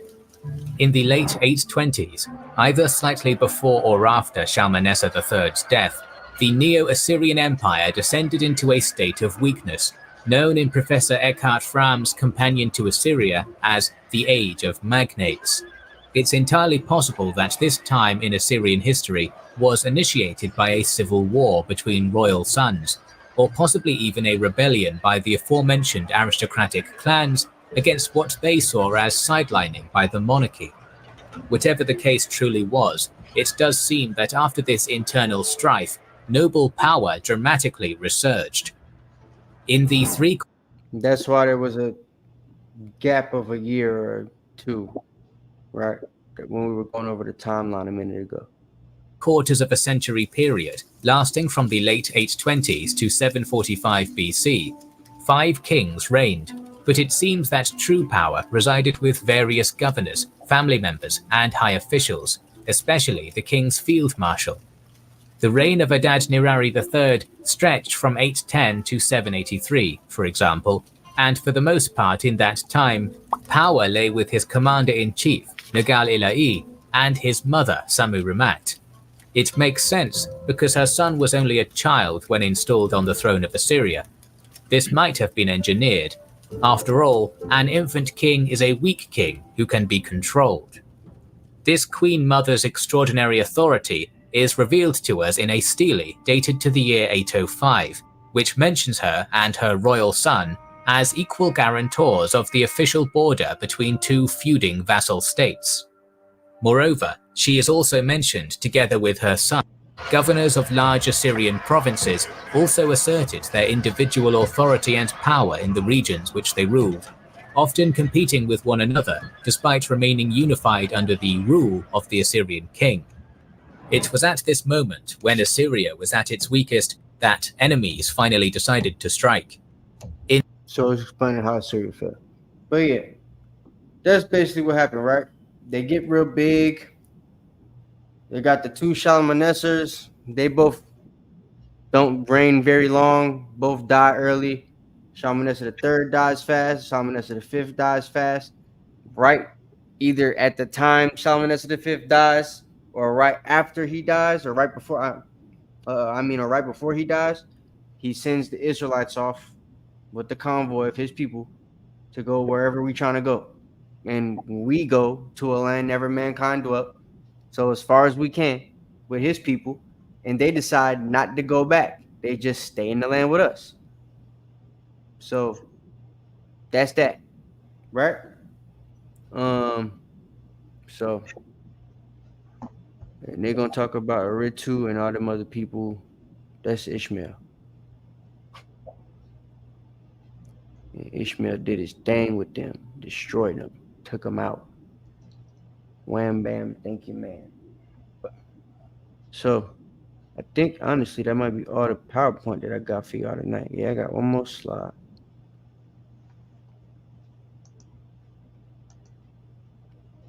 Let me see. I want to show you what it is.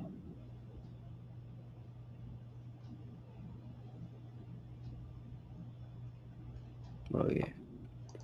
But just to prove one more time, they in that video you clearly saw it was Israelites. We saw the depiction online is two Israelites, giving tribute to Ashurnazirpal and Shalmaneser III, but the dude tried to say it was Assyrian and a Phoenician. So we see what's going on here, right? But yeah, that's really all I got for y'all today. Next week is gonna be a lot of scriptures. We'll get the full scriptural context of how it happened, why it happened, what happened. But I wanted to break this down to y'all so y'all get the background of who the Assyrians are, where they come from, why they were important to us. You know what I'm saying? Why they got to wear the fringes and all that type of stuff. And it's mainly because, like I said, essentially the rulers of the earth come from Shem, right? He's the second oldest kid. The Most High did it like that. According to the scientists, they say that Shem is the second oldest, right? The Bible says that Japhet was the older. So Japhet got to be the pretty boy. That's what Japhet means, right? Beautiful, gorgeous, handsome, whatever you want to call it. And historically, his people were known as the prettiest people on the planet ever.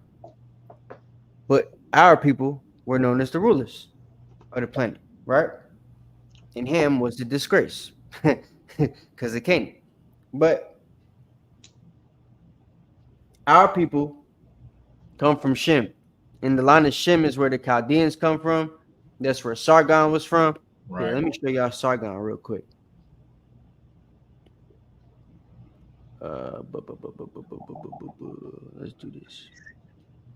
So yeah, the Black Obelisk of Shalmaneser, right? Neo-Assyrian Empire. Zoom in on that thing. And it's a whole tale. Tell you the whole story of what happened to us. Put that in there. And then what I clicked on. It gives you the whole story. You know what I'm saying? So if y'all can see that. Give you the whole breakdown. How we came, brothers bowing down, folks getting killed, different tributes that we bringing them. And it's four-sided. It's different pictures on each thing. Right? It's a whole story. So can you blow that up, Cap? Yeah, I could try. If you see that little camera thing to the side right there? The little click on that and then right click that picture and then open it up in another tab and it should show it by itself. If you right click the picture, right on it. I thought I did. No, right click it and it should say something like open up in another tab. Yeah, I did. Hold on. I gotta and just go up and just hit that tab and then share that tab. Yeah, that's what I'm about to do. I gotta share it.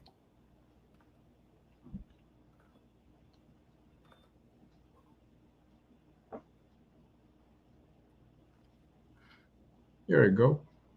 Yeah, can you enlarge it a little bit? There we go. So it's in Akkadian. If you remember the Scorpion King, That's the writing they had on the walls and everything that they were showing you. Him and Agamemnon. And that story was significant because Agamemnon is supposed to be the great white king of that time that the Greeks made up, right? Even though he's not white. He wouldn't have been anyway. And then we got because Esau didn't exist yet. But so we got Agamemnon going against Sargon. Sargon was a real king, but they said he had all these mystical powers and crap because of how he was able to, take over the earth. So, yeah, that's Akkadian. He basically created that language and all that type of stuff. His people. And as you see, it's all guys with fringes. Yeah. They all bring in different objects. Old, young, capped up, non-capped up, braids, lions, tigers, bears. They bring in all type of crap. Because what were we? We were the people that just left the kingdom of David. Right? Israel had things up there, up north too, that they had. Right? That's a good one right there. Can you zoom in on that one? In the middle? I can't zoom in no more. Hold on. You can't. There you go. You can see the fringes at the bottom. Yep. Clearly see them. This is the black obelisk. See the brother with the braids? Yep. Him too. Probably locks or something on him. Braids on him. Yep. That's how they did it, man. Brother got meat trees on, got their hair wrapped with the braids and stuff. Everybody got long hair. Mm-hmm. Some of you don't forget the Black beard. Hebrew Israelites be talking about it's against nature for a man to wear because of what y'all saw Paul said and don't even know what he was talking about. All of the reliefs and all of the artifacts show our brothers with some hair. Just saying. And beards. Yeah, and beards, of course. You see the bell fringes, so they got different types, not just the bullion fringes. They got different type of fringes on here. Yeah. Right? These is probably pomegranates. Those might be a group of Levites.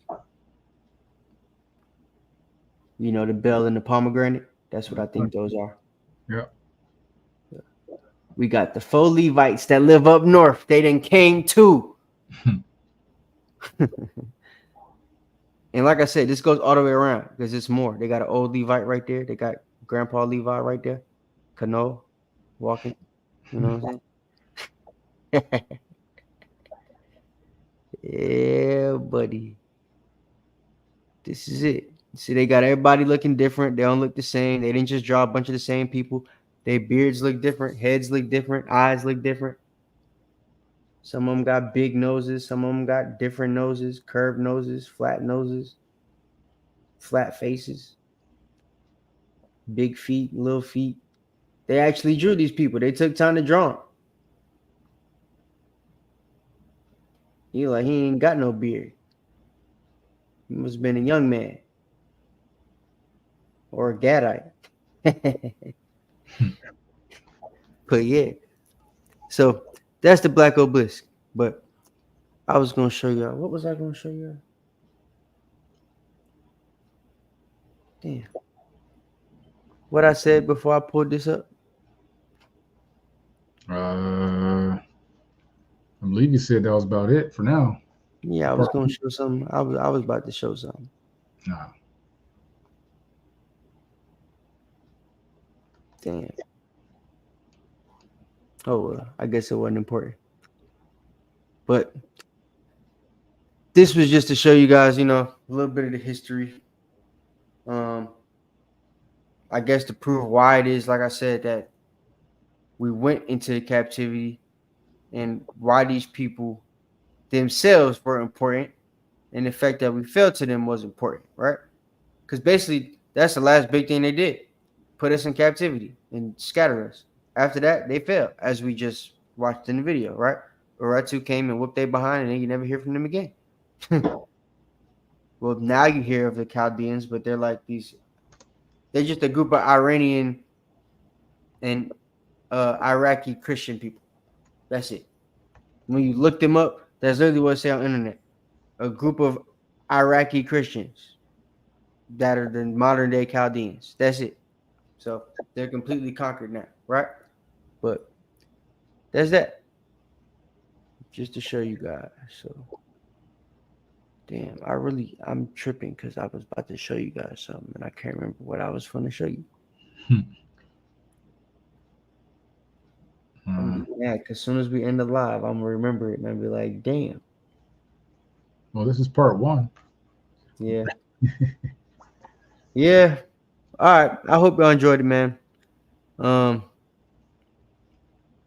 try to give y'all some stuff that everybody doesn't typically give you guys and stuff like this. And I know I've never personally seen anybody give you guys the explanation for the fringes and why the Assyrians and the Babylonians got to wear them. Right. So it's a thing that the Most High ordains for the rulers of the world, right? And at that time, the world was run in the Middle East, as they call it, right? Mesopotamia. And the rulers thereof got to wear those fringes. Their court got to wear those fringes. Their family got to wear those fringes. And, you know, once we stopped them and we became the nation of kings and priests, Abraham left that nation of people and those groups of people and went and accepted the Most High. We became the group that got to wear those fringes, right? Right. And we just see those people that we come from wearing it. Well, really, those wouldn't have been the ones we come from at the time. But the people trying to re-erect the nation that Abraham came from, right? They went and put the fringes back on again. So that's how that happened. And that's why you see them with the fringes in some of the reliefs. Like that one we showed of Assur-Nezipal. He had the fringes on. So, yeah. But that's it. So that's just to give you guys a little bit of history on Assyria and Abraham and the connection between us and the Chaldeans.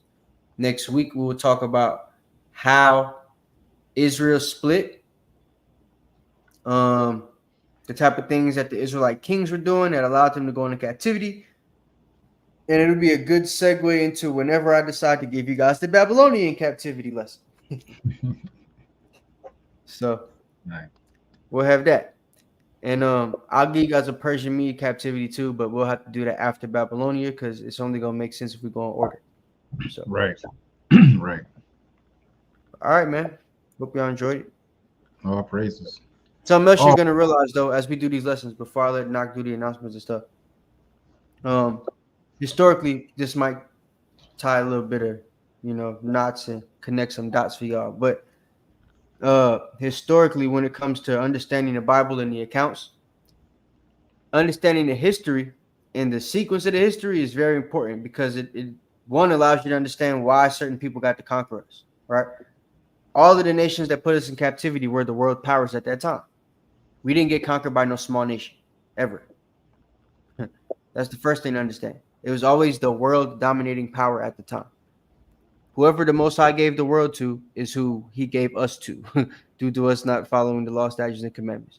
Ain't that crazy? Damn, I just realized what I just said. Anybody he gave the world to, right? Don't Job say the Most High gave the earth to the hand of the wicked, right? Mm-hmm. And what? Well, the people that had the earth also had the world. Israel, right? So, yeah, once they end up getting us, they always able to continue to have power. But the Most High made sure that they became a world power before they put us in captivity every single time. And let me make sure. Yeah, every nation that put us in captivity was a Shemite. The major ones. Right? Ain't no major captivity from Ham for real.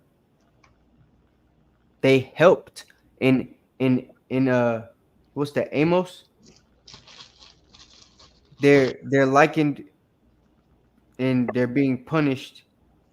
Zephaniah 2, but they're being punished in Amos for helping Esau with their captivity of us, right? They had one, but it wasn't like no crazy one. The Muslims had the Arab invasion in Africa. That wasn't led by the Africans. They were helpers. Then them same Africans that helped the Muslims, convert us to Islam in Africa, helped the white man put us in captivity and, told them where we was at. They helped to make the Negro land map. He's the one that told them where our colonies was at, where our tribes was located, where we was hiding at and stuff. They got help from them. So Ham wasn't one that necessarily put us in a major captivity after Egypt. They just got to help in all of the captivities after Egypt. Right. But Elam helped as well, right? He didn't put us in he had the Persians and Medes, but like when you technically break down the Persians, which we will, there were Persians of the Elamite sect and stuff like that. But Elam as a nation still stood when the Persians and Medes were a thing. Persia actually took over Elam. So a lot of people don't teach it like that. They teach like Persia and Elam were always the same thing. That's not true. Elam was subservient to Persia. They were vassals. Right? So that's just something to think about. But again, we'll get into all that history later on. Hope y'all enjoyed the lesson. Next week, we'll get into it a little bit more scripturally. And after that, y'all will get to see Prince, whatever his name is, because we working that out too. So y'all stay in the loop for that. But I yield. All praises for that. Hey, I hate that I missed the beginning of the lesson. I know, but I'm familiar with the Assyrian captivity. But hey, I can't wait for part 2. Hope everyone was enlightened, learned something. Hey, play the video back, write some notes down, get this history. We supposed to know this history, right? The Bible tell us to know our history, right, and learn who we are, right, so we can go back to how we used to be. So all praises for that. Before we close out, I'm going to give a few announcements. I'm going to give a shout out to everyone who was in class today. Always great to see you here. Matter of fact, make sure you're here all through the week. We got our Wild Out Wednesday with Captain Yahawada. We got our Thursday night Torah portion. We get Thursday night live with Captain Jonathan. Friday night, our Bible study and our prayer line on the Zoom call. Saturday, Sabbath day, we have our Sabbath morning brew with Captain Haran and other soldiers and officers who may step in for a class. And then we're back here for Milk Monday. So all praises for that. Want to see you every time. Now, let me go ahead and give an announcement for any brothers who are wanting to build their brick with Anointed House of Saints. You can do so by sending us your request through email at anointedhos@gmail.com. In the subject line, just put prospect phase. When we start a new prospect phase, we'll reach out to you to get you the information that you need. Also, we have a big event coming. We've been pushing this, y'all. We've been pushing this event. It is the 21st Hebrew Summit. Matter of fact, I'm going to do it like this. Let me see if this works. Let me just try this real quick. I guess I should ride with Lex. In your city. August 31st, man, Greensboro, North Carolina, man. Greensboro, North Carolina. Masharah Yasharala, man, Anointed House of Saints. The 21st annual. This means 21 times these brothers done got together to do the work, being obedient, man. All praises for that, man. Y'all come join us. It's going down in a grand way. Y'all know how we pushing up, man. Must go get it. We in the building. Yeah. Like that, though. Y'all pull up and join me, man. Come get you some merch, man. Come kick it with me, man. Come, you know how we doing. We going up for the Father. Y'all come join us, man. Let's get it. August 31st, Greensboro, North Carolina. Just casually for the love, gotta check for the grill. No religion, if it was. Take care of the widows and go feed it. AHOS. That's right. It's the Masharah Yasharala, hosted by yours truly, Anointed House of Saints. We're presenting the Hebrew Summit, the 21st annual Hebrew Summit. Thursday, August 29th is our meet and greet. Friday, August 30th, Friday night camp. Saturday, August 31st will be the summit. Sunday, September 1st, we're going to take it out with a cookout. All right, this is going to be in Greensboro, North Carolina. For more information, you can contact us at anointedhouseofsaints.org, or you can contact masharayasharala.com. In order to attend this event, hey, y'all got to purchase a ticket. Hey, and it's a good price, $25 for singles, $50 for family. Anyone who wants to sell merchandise, because, you know, this is what it's all about, is bringing us together to network, to build our community. Anyone wanting to sell any merchandise, please contact Elder Zaquan. The number is at the bottom right, 984-365-6637. All praises to the Most High for that. So let's go ahead and get Daniel 7:18. We can get y'all on out of here. Let me pull it up real quick. I actually had it. Okay, so Daniel 7:18. But the saints of the Most High shall take the kingdom and possess the kingdom forever, even forever and ever. By Hashem, Amasiach, Yahweh Shai. I want to thank you again for attending class. And until next time, Yasharala, Shalom. Shalom.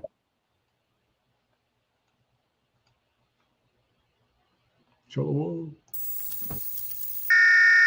This is not a test.